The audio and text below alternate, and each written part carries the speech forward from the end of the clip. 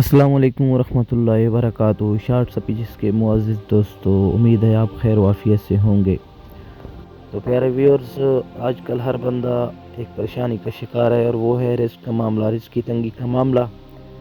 اعمال کی کمزوریوں کی وجہ سے رزق کی تنگی ہو جاتی ہے، تو اس لیے اللہ سے دعا کرنی چاہیے کہ اللہ ہمیں اپنے احکامات پر پوری طرح چلنے کی توفیق عطا فرمائے، اور اپنے جو اللہ کے فرائض ہیں، اللہ کے احکام ہیں، ہم ان کو طریقے کے ساتھ اور وقت پر پورا کرنے والے بن جائیں۔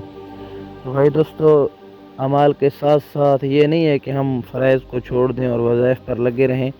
ہاں، اعمال کے ساتھ ساتھ فرائض کی پابندی کے ساتھ کچھ وظائف ہوتے ہیں جو انسان کی تقدیر بدل دیتے ہیں۔ سورۃ کوثر کا یہ عمل ہے، 11 مرتبہ آپ نے درود ابراہیمی پڑھنا ہے، اور پھر اس میں 11 دفعہ سورۃ کوثر کا عمل ہے۔ صبح اِنَّا أَعْطَيْنَاكَ الْكَوْثَرَ فَصَلِّ لِرَبِّكَ وَانْحَرْ إِنَّ شَانِئَكَ هُوَ الْأَبْتَرُ۔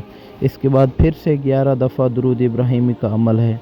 صبح کو بھی یہ عمل کریں اور رات سوتے وقت بھی یہ عمل کریں۔ اگر پابندی کے ساتھ اس عمل کو کریں گے تو انشاءاللہ تقدیر کو بدلتا دیکھیں گے۔ اور اس عمل کو آپ نے اپنے جو ہیں آپ کے جیب میں جتنے بھی پیسے رکھے ہوئے ہیں ان پر دم کر کے جیب میں ڈال دینا ہے، گننا نہیں ہے۔ اگر مستقل مزاجی کے ساتھ اس عمل کو کریں گے تو انشاءاللہ اللہ رب العزت تقدیر کے بدلنے کے فیصلے فرما دیں گے۔